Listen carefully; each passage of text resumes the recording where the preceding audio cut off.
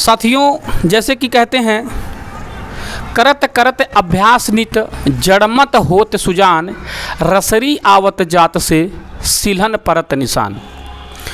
तो साथियों, ये बात 100% नहीं बल्कि 150% सही है। और अगर आप कोई भी काम रोज डेली करते हैं, कंटिन्यू करते हैं, ये कबीरदास जी का दोहा था, लोगों को मानवता को सिखाना चाहते थे कि करत करत अभ्यास नित जड़मत होत सुजान, रसरी आवत जात से सिलत परत निशान। मतलब जिस तरह से एक पत्थर की सिल पर एक पुआल की रसरी से अगर रोज डेली उस पर घसीटने का काम करते हैं या रगड़ने का काम करते हैं, तो एक समय ऐसा आएगा कि पत्थर पर भी अपना निशान वो रस्सी जो होता है वो डाल देगा। तो कहते हैं कि अगर कोई भी काम आप कंटिन्यू करते हैं तो आपके अंदर एक क्वालिटी एक आ जाती है और आप बहुत बढ़िया से आप अपने कॉन्फिडेंट भी बता सकते हैं, योग्य हो जाते हैं उसके। तो साथियों, इसी तरह से पढ़ाते पढ़ाते कहते हैं गाते गाते गला और पढ़ाते पढ़ाते बला। आप जब बोलते जाते हैं तो आपको बोलने की कैपेसिटी ज़्यादा आती है और गाते जाते हैं तो आपका सुर बढ़िया बनने लगता है। तो साथियों, अनुभव जो बात करते हैं, आज हमारे देश में 99% लोग बच्चों को पढ़ाते हैं और हर माँ बाप का सपना होता है कि अपने बच्चों को पढ़ा लिखा करके शुद्ध और अच्छा इंसान बनाया जाए। लेकिन साथियों, अगर बच्चे को पढ़ने लिखने के लिए अगर उसकी डायरेक्शन सही नहीं होता है तो जान लीजिए बच्चा अच्छा नहीं बन सकता है। हमारे देश में हिंदी एक बहुत ही भाषा प्रमुख मानी जाती है, जो देवनागरी लिपि से उत्तरित की जाती है और ये देवनागरी संस्कृत से रूपांतरित की जाती है। और ये इतिहास, मैं हिंदी का इतिहास में बताने जा रहा हूँ आज, कि जो हिंदी की लैंग्वेज आज हमारे देश में चलता है, इसके पहले पाली भाषा हमारे देश में चलता था। तो पाली भाषा में बहुत सी चीज़ें थी और पाली भाषाओं को लोगों ने सीखा और समझा। उसके बाद हमारे देश में जो देवनागरी लिपि का उद्गृत हुआ और वह धीरे धीरे हमारे देश में आया। तो हमारे देश में जब संस्कृति की बोलबाला हुआ, वैदिक संस्कृति का स्थापना हुआ 1500 ईस्वी में, उसके बाद 1800 में शब्दों का रूपांतरण हुआ।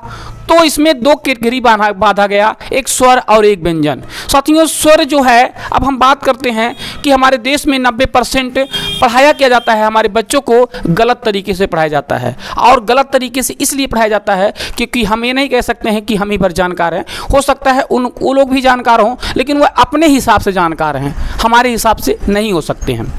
मैं देखिए, हम आप लोग को यहाँ पर मैं बताने जा रहा हूँ स्वर में ही घपलाबाजी कैसे हुआ। हमारे भारत के लोगों को जल्दी से हिंदी भी ना पढ़ने आए और 90% हमारे भारत के लोगों को शुद्ध हिंदी बोलने ही नहीं आता है। इसका मेन वजह है कि साथियों, यहाँ जो स्वर बनाई गई है इसी में घपलेबाजी किया गया है। हम यहाँ पर साथियों, मैं 2 तरह का स्वर लिखा हूँ, यहाँ पर देख रहे होंगे आ इ ई उ री, ए ऐ ओ औ अंग है। साथियों, एक आदमी ने कमेंट किया था, मैं उसी पे इस वीडियो को बना रहा हूँ। मैंने यहाँ पर लिखा है आ इ ई उ री, ए ऐ ओ औ अंग है। साथियों, मैंने 2 तरह का स्वर लिखा है। आप लोग इस वीडियो को देख रहे होंगे और देखने के बाद आप लोग कल्पना करिएगा, बताइएगा सही कौन है। अगर जिस तरह से आज की प्रेजेंटेशन देखते हैं, आज के किताब को देखते हैं, तो साथियों आपको किताब में स्वर आपको इसी तरह से मिलेंगे और आप लोग के हिसाब से ये मेरा वाला गलत है, लेकिन ये मैं खोज किया हूँ, इसको मैं खुद बता रहा हूँ अपनी सेल्फ स्टैंड और सेल्फ अनुभव से।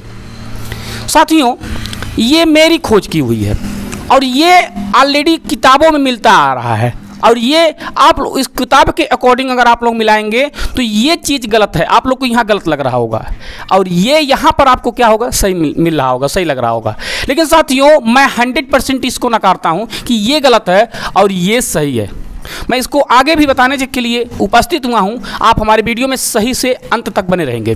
साथियों देखिए, मैं आप लोग को इसलिए इसको बता रहा हूँ क्योंकि हमारे देश में जब बच्चों को पढ़ाया जाता है तो 90% हमारे बच्चों में जब काका पढ़ाई होती है तो वो लोग क्या करते हैं, सब बच्चे को मास्टर ये गाइड नहीं करता है कि का नहीं होता बेटा, क होता है, क ख ग घ अंगा, इस तरह से होता है। मैं शब्दों का इतिहास पर हूँ, शब्द का ही इतिहास मैं आप लोग को बता रहा हूँ। तो उसमें होता है क ख ग घ अंगा, च छ ज झ इया, ट ठ ड ढ अड़ा, त थ द ध न, इस तरह से मतलब स्वर होते हैं, सॉरी व्यंजन होते हैं। मैंने 50 से अधिक विद्यालयों में जब सर्वे करके देखा पाया तो उसमें क्या बताया बच्चों को, जब हमने स्वर सुनने का कोशिश किया और व्यंजन सुनने की कोशिश किया तो बच्चा ने व्यंजन का बताया का, खा, गा, घा, अंगा, चा, छा, जा, झा, इया, इस तरह से। साथियों मैं आपको डिफाइन कर देना चाहता हूं कि हाँ इतना गलत क्यों बताया जाता है। जब बच्चे को पहले से उच्चारण में बता दिया जाएगा कि का है, का, खा, गा है, तो अगर हम उससे बोलेंगे बेटा क लिखो यानी काम लिखो, तो वो तो बोलेगा, लिखेगा क और मैं, और उसका उच्चारण के अकॉर्डिंग देखा जाए तो कहेगा उसके हिसाब से तो काम तो लिख दिया गया। लेकिन साथियों अगर हम देखें ग्रामर के पॉइंट से तो काम अब लिखा गया क्योंकि इस पर आ का मात्रा लगा दिया गया, अब लगाया गया।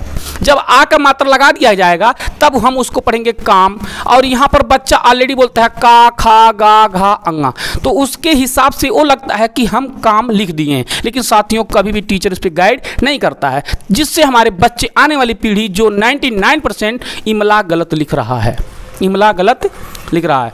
अब इसी तरह से हमारे देश में सबसे पहले ब्राह्मणों ने इस लिपि को लाया था, मैंने स्पष्ट कर दिया आज, इस लिपि को लाया, देवनागरी लिपि को, संस्कृति लिपि को, और लोगों ने यहाँ पर घपलेबाजी कैसे किया देख लीजिए। जहाँ पर मात्रा होना चाहिए तहाँ पर मात्रा नहीं है। अब इसको डिफाइन कर दिया गया, यहाँ पर मैं आपको क्लियर कर दे रहा हूँ। देखिए आ का मात्रा, छोटी का मात्रा, बड़ी का मात्रा, छोटाऊ का मात्रा, बड़ाऊ का मात्रा, री का मात्रा, ए का मात्रा, ऐ का मात्रा, ओ का मात्रा, औ का मात्रा, अंग का मात्रा, वह आहा का मात्रा। साथियों इस तरह से मात्राएं होती हैं। अब आप लोग इसमें देख पा रहे होंगे कि यहाँ पर वीडियो में देख लीजिए, यहाँ पर अक्षर लिखा गया है आ, यहाँ पर ई का मात्रा इधर से है, लेकिन साथियों आपको इस अक्षर पे दिखाया जाता है इधर से। अब हम ये नहीं समझ पाते हैं, जब आपको लिखना होता है तो इधर से लगाते हैं, तो ये वाला मात्रा तो छोटी वाली तो बड़ी पे चला गया। अब आपके बच्चों को सिखाया जाता है ये कौन सा मात्रा है, बड़ी का, लेकिन इसका रूपांतरण किस तरह से किया जा रहा है, छोटी का। ध्यान रखिए, इसकी असलियत बताया जाता है आपको ये कि छोटी का मात्रा इधर से लगेगा और यही छोटी का मात्रा टोपी इधर से लगा दिया जाता है। ऐसा क्यों, मैं पूछ रहा हूं।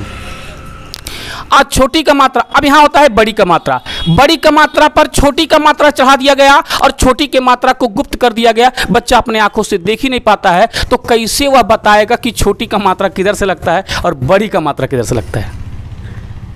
अब बताओ।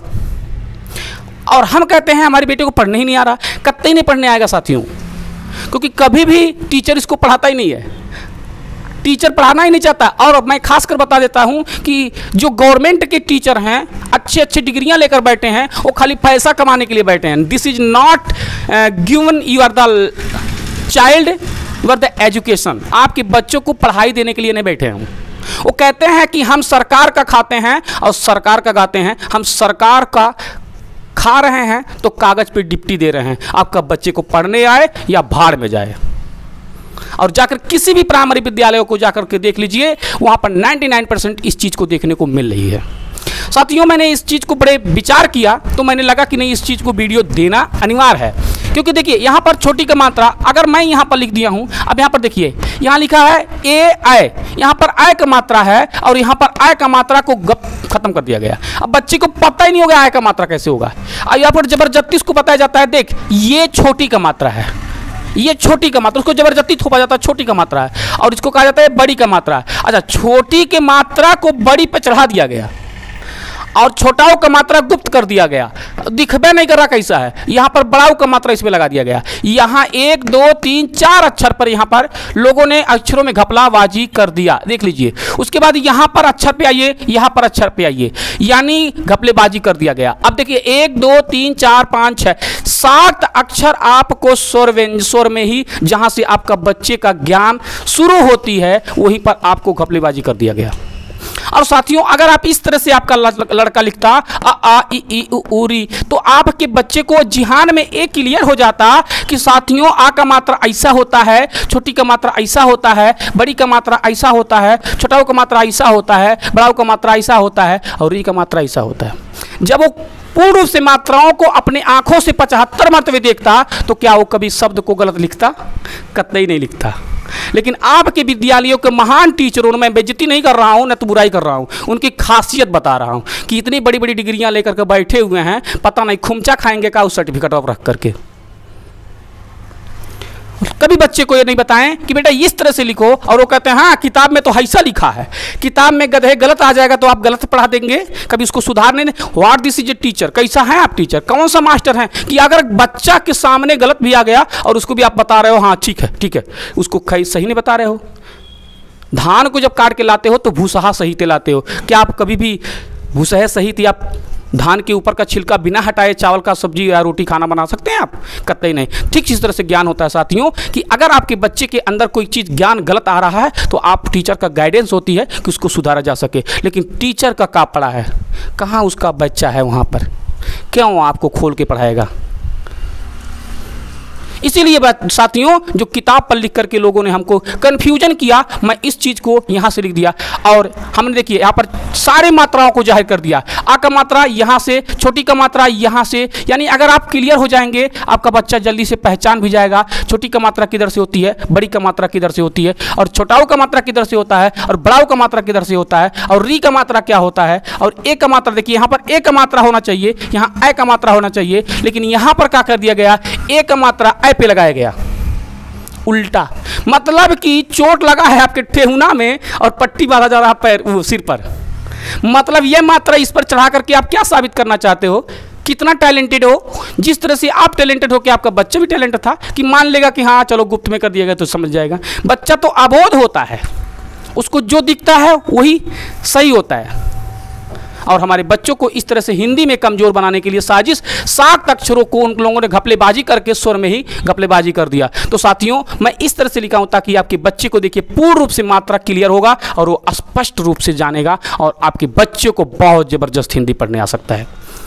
लेकिन बड़ी दुख की बात कहना पड़ता है कि यहाँ के टीचरों को ये सही लगता है, ये नहीं लगेगा। लेकिन साथियों 100% नहीं, 150% मैं कहता हूं कि जो स्वर किताब में आ रही है वह गलत है और ये सही है, क्योंकि इस पर किसी ने कभी विचार ही नहीं किया। अगर मात्रा बच्चा को देखने को आएगा तो कंफर्म जान जाएगा कि हाँ यही से होता है, ऐसे ही होता है। तो बाकी हमारे अच्छी और ज्ञानदार वीडियो देखने के लिए हमारे रागसर एजुकेशनल चैनल को सब्सक्राइब करें, लाइक करें, शेयर करना ना भूलें, क्योंकि बहुत इंपॉर्टेंट जानकारी दिया गया है और ये सभी तक जाना चाहिए। बाकी हम नेक्स्ट मिलेंगे, बाय बाय।